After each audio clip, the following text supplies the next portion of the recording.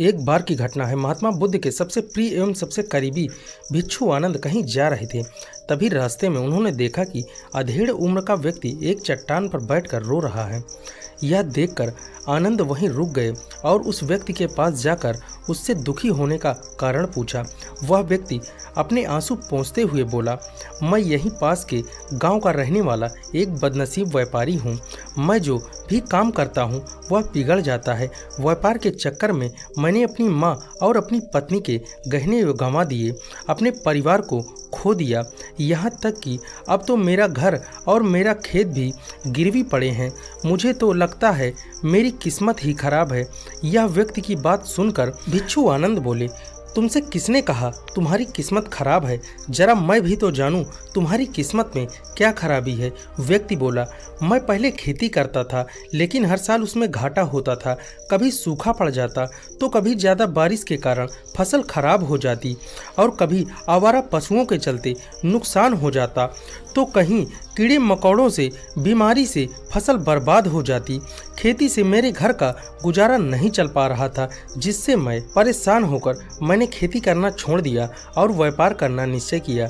मैंने पत्नी के गहने बेचकर अपना व्यापार शुरू किया, लेकिन मेरा व्यापार नहीं चला। शुरू में मेरे परिवार वालों ने मेरी आर्थिक मदद की, मेरा साथ दिया, लेकिन जैसे जैसे मुझे नुकसान होने लगा, मेरे परिवार वालों ने मेरा साथ देना छोड़ दिया और मुझसे दूर हो गए।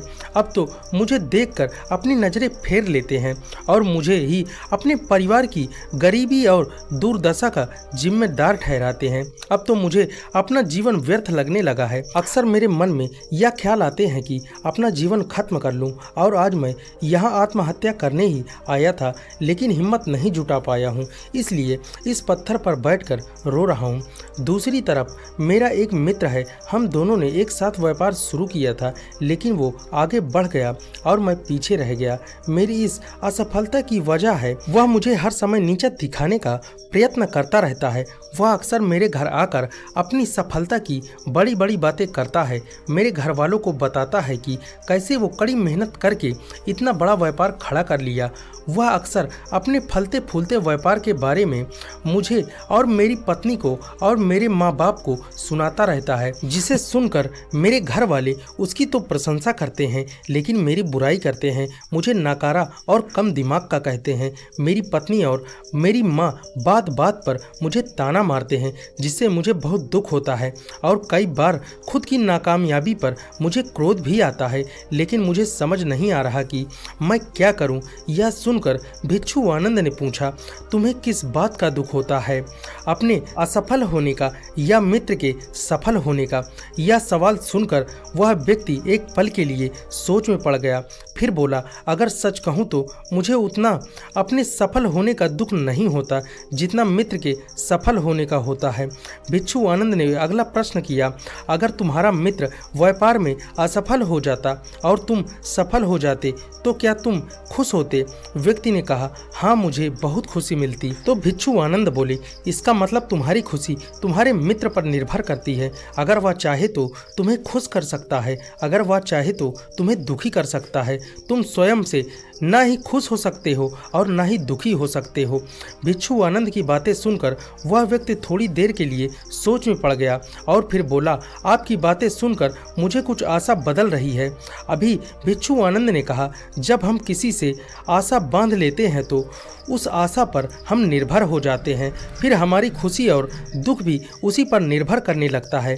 इसलिए सबसे बेहतर है कि तुम स्वयं से आशा बांधो। जब तुम ऐसा करोगे और साथ ही पूरी मेहनत और ईमानदारी से परिश्रम करोगे तो तुम्हें सफलता अवश्य मिलेगी। तुम्हें लगता है कि तुम्हारा मित्र तुम्हें नीचा दिखाने आता है, पर अगर ईमानदारी से विचार करो तो वह व्यक्ति तो सच्ची ही करता है। वह अपने संघर्ष और अनुभव की बातें करता है। तुम उन बातों से बहुत कुछ सीख सकते हो। तुम्हें तो इसके लिए उसका धन्यवाद करना चाहिए।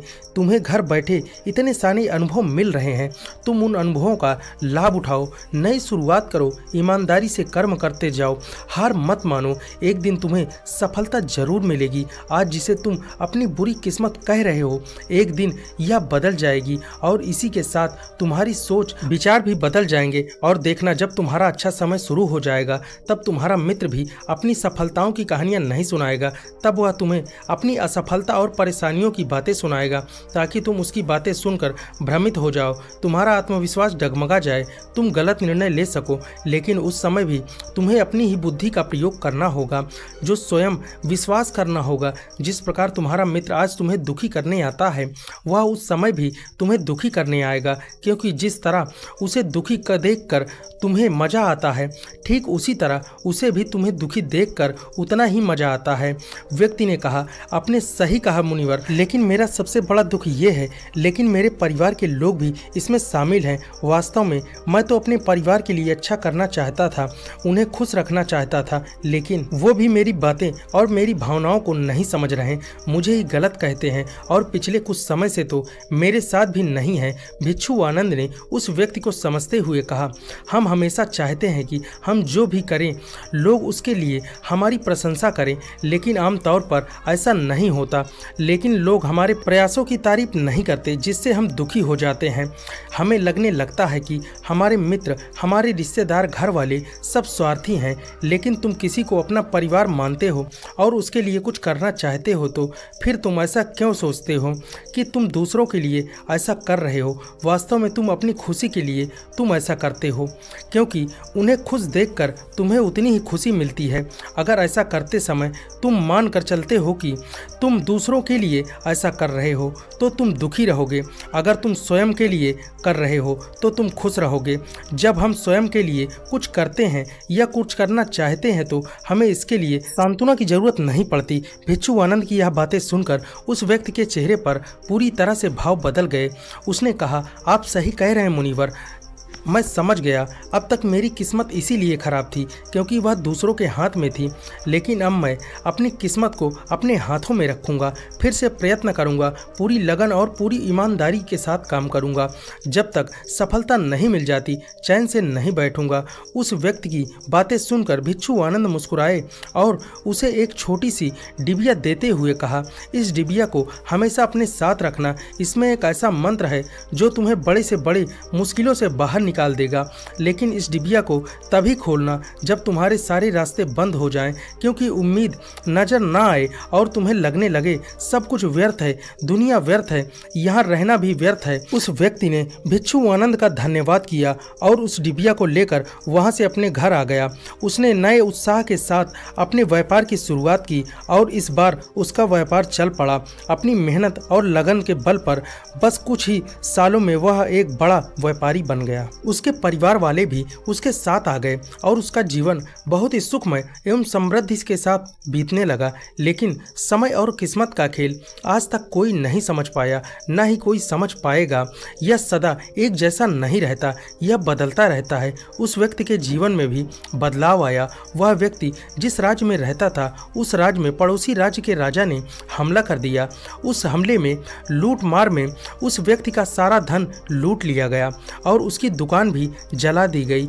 वह व्यक्ति जान बचाने के लिए वहां से भाग निकला और अपने परिवार को साथ लेकर वहां से काफी दूर निकल गया और कई दिनों तक इधर उधर भटक रहा था और वह दाने दाने को मोहताज हो गया। इसका बच्चा बीमार हो गया और इलाज के अभाव में बीमारी से बुरी तरह से तड़पने लगा। यह देखकर उसका हृदय चित्कार कर उठा। उसके पास अपने बेटे के इलाज के लिए एवं खाने के लिए धन के नाम पर एक सिक्का भी नहीं था। वह अंदर से बुरी तरह से टूट गया था। ऐसे में फिर से उसे निराशा ने घेर लिया। उसे लगने लगा कि उसका जीवन व्यर्थ है, सारी दुनिया व्यर्थ है। लेकिन तभी अचानक उसे भिक्षु आनंद द्वारा दी गई एक डिबिया की याद आ गई। उसने बड़ी उत्सुकता के साथ उसे खोला।